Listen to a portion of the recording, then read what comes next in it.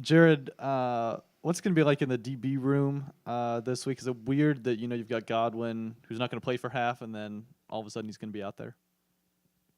I think we're going to be fine. We always have guys preparing like they're going to start every week. So, not having Godwin in the first half, obviously it's a loss with Godwin being who he is for us. But, I'm stepping in to fill his role for the first half of the game, and, I'll be prepared. And when he comes back, he'll pick up right where he left off. I think we'll be fine. I guess I'll go with a similar question for Brett, not having Patty there. What's that like in the linebacking room? And you feel like you can slide over and play in the middle for a stretch? Yeah, fortunately I've been here for a while, so I could play some Mike. But, yeah, he'll be missed. Patty's a great player, but we've got other guys that will step up to fill some roles. So we'll be all right, but it'll be nice to have him back in the second half next game. Flynn, tough day for the receivers on Saturday. Are there things against Maryland that you think you can exploit or other reasons to be confident that that group can get kind of back on track? Yeah, I think obviously Saturday we just got to be better. Starts with the receivers. I think we got to be better, and our offense just has to stop shooting itself in the foot. I think we had some drives where we were getting some momentum, getting things going, and then whether it's a penalty, a missed block on the perimeter by one of us or what have you. We kind of shot ourselves in the foot there. No, but I think going forward, I think we're in a good spot. I think we have the guys in the room. I think we just got to keep our heads up, not hang our heads from Saturday, and just move on and get ready for Maryland. This is also for you, Flynn, sort of, excuse me, in that vein. Fitz has talked about the wide receiver unit as one of the best units he's had here, and I think it was really shown a few weeks ago against Bowling Green, played for almost 400 yards. Was there anything that you feel like you guys were doing back? Obviously, Bowling Green's a different type of team than Penn State. Was there anything you feel like you guys were doing a few weeks ago that sort of has gone off the rails the last couple weeks in Big Ten play? No, I don't think so. I don't think anything major has changed. I think we've had the same approach each week. We kind of have that attack mentality each week. So I don't know if there's been a major change now. And this is for any of you. One of the things with the Big Ten expanding is you get sort of these longer trips like this weekend, going all the way to Maryland. What do you guys think of the longer trips? Do you like it? Do you not like it? What do you?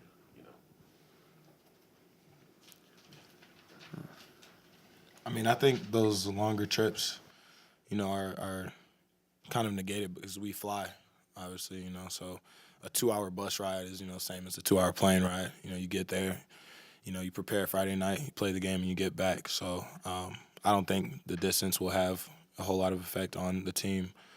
Personally, I don't think. For myself, it's a big difference.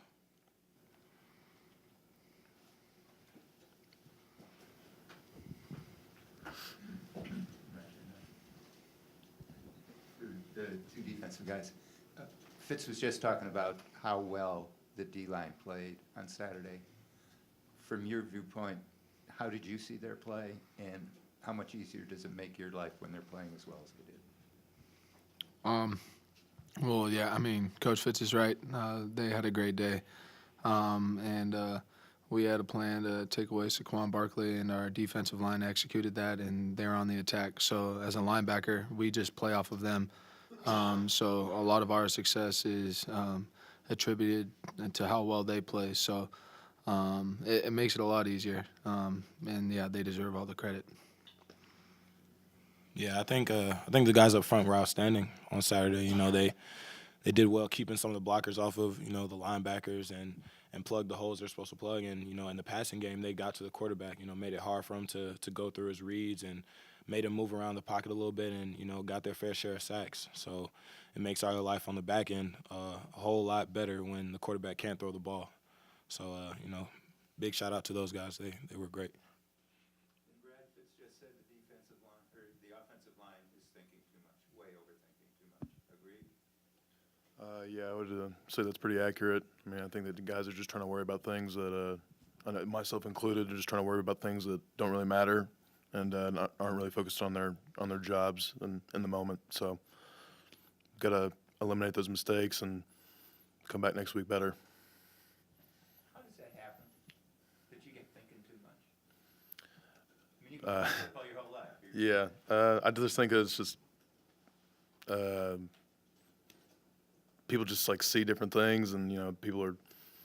I mean, obviously, like at school like here, like we're taught to think a lot, just in general outside of the football program, and I think that people kind of take things outside of football and bring them into football, and it's just kind of like coming to practice and all that is just kind of a time to let that slide away and like give yourself like another like chance or opportunity to think just about football, and carrying those things in from out, like carrying external factors into the football like weight room or out to practice. It just doesn't help out that much.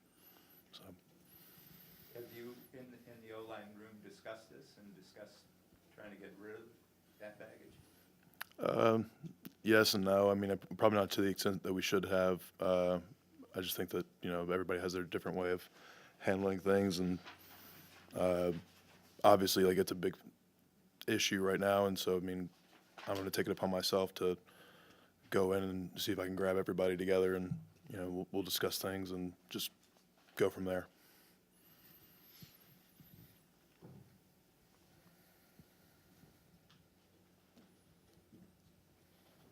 To the defensive guys, Maryland's on their third string quarterback, so I guess an advantage because you're not playing the first two strings, but then also you probably don't have much film on him.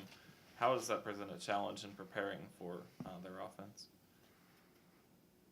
Well, I mean, we're going to prepare for them like we do every other team. And our first game, Nevada, we didn't really have film on them, too. We didn't know what to expect, but at least we've seen a couple games now, and luckily it's only one person. But they've got some playmakers, so it's they definitely present some challenges. But we'll get ready for them. Yeah, and I think on the back end, when you're preparing to play a guy who hasn't taken a whole lot of reps, you want to, do things like disguise the coverages you're in, make him guess, help cloud his reads a little bit, show the same thing every time and then move to, the coverages that we want to be in. And, just like Brett said, our film study and our preparation and, just studying what they want to do as an offense as a whole, not necessarily focusing on the one guy. But, our preparation will, help us be in the right places we need to be to, to affect him the way we want to.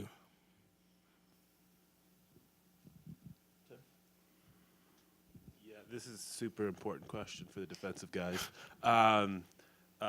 Fitz said joked a couple times that he might have to play next week because of how thin you are at linebacker. How many plays do you think he'd last on the field in a Big Ten game? Fitz would play? It's a different game now. I mean, yeah, he's one of the greatest of all time. But we always joke like he didn't have to play any spread teams, so it'll be funny to see. I mean, I think it would be nice to have Fitz in there for the run game. Pass dropping, you don't know about that. But we put him in there, let him run a couple stunts, a few blitzes. But that's funny that he said that.